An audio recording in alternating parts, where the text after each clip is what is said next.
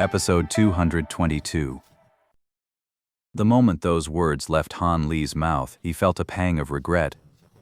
I'd already made up my mind to stop getting tangled up with her, and yet here I am, agreeing to her again for no good reason. Guess my resolve just isn't strong enough. Han Li shook his head to himself.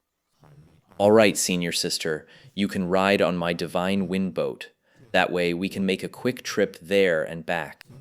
Han Li finished speaking and released the pristine white wind spirit boat, inviting Chen Chao Chen to board with him. Chen Chao Chen saw it, gave a graceful smile, and boarded the boat without standing on ceremony. So Han Li carried Chen Chao Chen as they rode the wind, and in no time at all they arrived at White Chrysanthemum Mountain, a place of no small renown within the borderlands. The mountain was covered from head to toe in chrysanthemums of every kind, mostly white, a truly breathtaking sight. To Han Li's surprise, once they reached the mountain, Chen Chao Chen didn't say a word to him. She simply followed the path up the hill on her own, occasionally pausing to linger a little longer when she encountered a particularly beautiful view. Han Li followed behind her, also silent, but as he watched her delicate figure, he seemed a bit dazed and utterly oblivious to romance. An hour later, Chen Chao Chen reached the summit and stood in a small pavilion, gazing around. Han Li stood off to one side. At this hour, aside from Han Li and Chen Chao Chen, there wasn't a single other visitor on the mountaintop. And with neither willing to speak first, the silence grew only deeper. No one knew how long this delicate tension lasted, until Chen Chao Chen finally broke the silence, her voice soft and unhurried. Junior Han, after the great battle ends, I'm afraid I'll have to marry someone. At these words, Han Li froze, then turned his head to look, shock plain on his face. He's a direct line disciple from another major cultivation clan, the Qin family. He studies under the Heavenly Void sect, and he's only recently formed his foundation. I've met him a few times. He seems decent enough. If nothing unexpected happens, he'll marry into our Chen family and become my dual cultivation partner. Ah, then congratulations to senior sister Chen on finding a good match. Your junior brother will be sure to prepare a gift. Han Li had barely spoken a few words when Chen Chao Chen gave a slight shudder. Before Han Li could finish, she raised her hand with a cold expression, tossed out a Yuan Pan magic tool, and flew off on her own, as if there was nothing left to hold on to. Han Li stood motionless, his gaze fixed on the direction Chen Chao Chen had vanished, his expression cold and unyielding. After a long moment, he let out a heavy sigh, then listlessly flew away. Though he had long since made up his mind, watching a woman who had shown interest in him truly marry another, frankly, Han Li felt a pang of loss. This is probably a common flaw in all men. We may be cultivators, but when it comes to emotions, we're no different from mortals. Han Li flew back to the Qin residence, mocking himself all the while. No sooner had Han Li returned to his lodgings than he learned from others that Chen Chao Chen had already left, having departed ahead of him. It seems Chen Chao Chen is truly disappointed in me, ready to settle down and marry someone else. Though a touch wistful, Han Li merely nodded as usual, then spent the rest of the half-day chatting and laughing with the others. And so, early the next morning, the others had all left the Qin residence one after another. Han Li was the very last to depart. Before setting out, he made a point of sneaking a look at Mo Fengwu. After all, they had crossed paths before, so he figured he ought to go and take his leave. But when he truly caught sight of Mo Fengwu through the window from the air outside the pavilion, Han Li changed his mind about meeting her before leaving. For the young matronly Mo Fengwu was inside the building, accompanying an elderly woman in her 50s as they chanted sutras, her face full of serene tranquility. Han Li watched silently for a moment, then, without disturbing her, turned and quietly slipped away. Perhaps it would be better for her if we never met. Seeing me might only bring back those painful memories. Perhaps this kind of bottleneck-free, uneventful life was what she truly longed for. Han Li left Yuejing, took a slight detour, and made his way to Jiayuan City first. Either way, since I promised the Mo family I'd take revenge, I might as well swing by and check on things.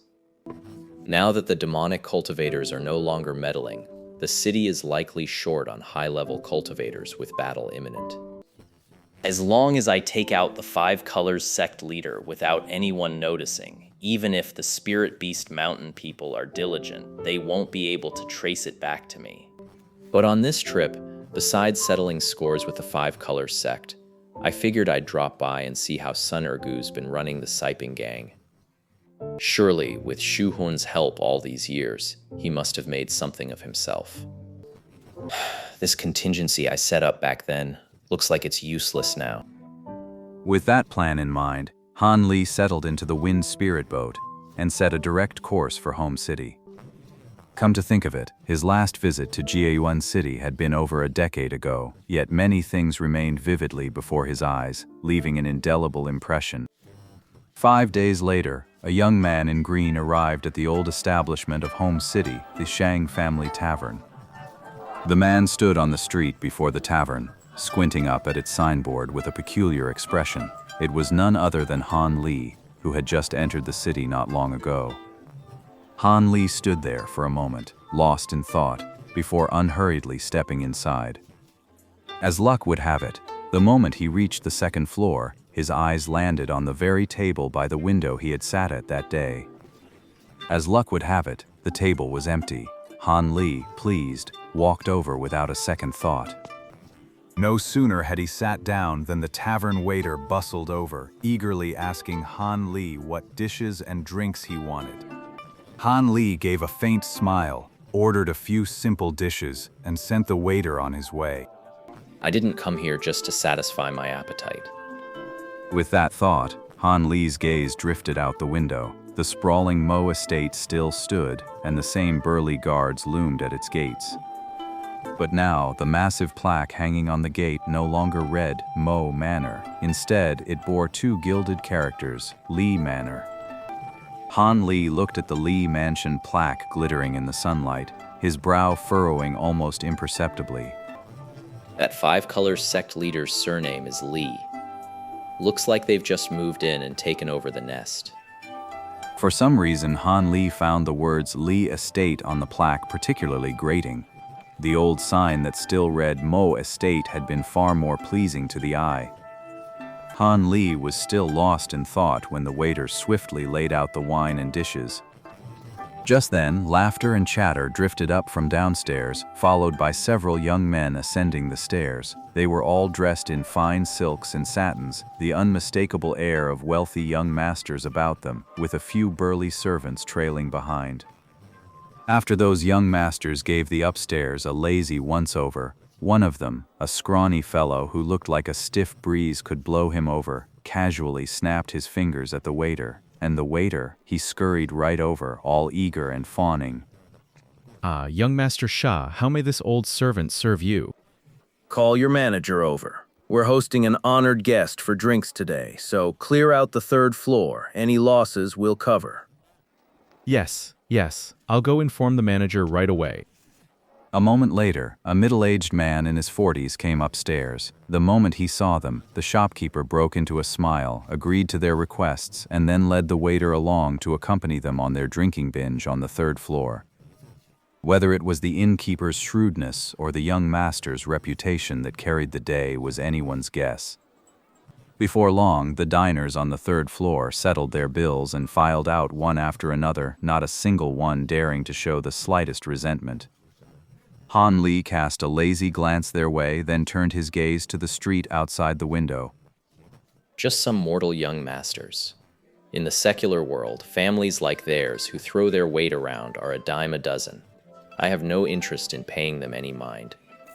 At that moment, the young men led by that young Master Shah finally nodded in satisfaction, then filed downstairs to greet someone. After a moment, footsteps sounded from downstairs again. This time, Han Li paused, then couldn't help but glance back a few times. Because, amid those heavy footsteps, one person's steps were clearly light and airy, as if barely there.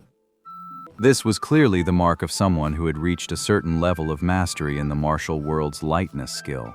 It made Han Li a little curious. A refined young man, surrounded by a group of wealthy scions, ascended to the second floor. This young man, around 30 years old, had a jade-like face and a handsome bearing. A faint smile played on his lips, making anyone who saw him feel like a spring breeze, instantly warming their hearts. Those faint, almost imperceptible footsteps were coming from under his feet. The young man chatted and laughed with the group, then swept his gaze across the second floor. When he saw Han Li's ordinary, unremarkable face, he paid it no further attention and went straight up to the third floor. It seemed this was the so-called honored guest. The moment they reached the top of the stairs, a steady stream of exquisitely prepared dishes began flowing up from the servants below. Then, those servants and attendants were all shooed away by the young masters, clearly not wanting their conversation overheard. Seeing this, Han Li's interest only grew, and he quietly extended his spiritual sense up to the floor above. Brother Li, we owe this one to you. If you hadn't shown up, we'd have been in real trouble. Coming all this way to help us, that's a true show of respect. Here, let me toast you first. It was nothing. Those outsiders dared to kidnap someone right under our Five Colors sect's nose. That alone violates our sect's taboo. It was only right for me to step in and rescue you all. At the mention of Brother Li of the Five-Colored sect, Han Li, who was downstairs, couldn't help but look startled. Can it really be this coincidental? I just happened to run into someone connected to the Five Colors sect. Regardless, without Brother Li's help this time, we would have been in grave danger. If you ever need anything from us in the future, we will not refuse. Many thanks for the kind words, brothers. But the men who kidnapped you are no small fry. They're quite famous in the martial world. Otherwise, given your status in Home City, who would dare touch you? Right? Those kidnappers were something else. I was sleeping soundly at home, and when I opened my eyes, I was somewhere else entirely. I was really scared back then. If my father and brother hadn't found your father in time, we would have suffered a lot more. Actually, Lord Wang and the others didn't even need to look. Han Li pieced together the gist of the matter from just a few of their words. These young masters, big shots back in Home City, had been kidnapped by a gang of wandering martial artists. In their panic, the fathers turned to the Five Colors sect for help. Presumably, it was the Five-Colored Gate leader's son who stepped in and saved them soon after. And now they're throwing a banquet to thank the young master.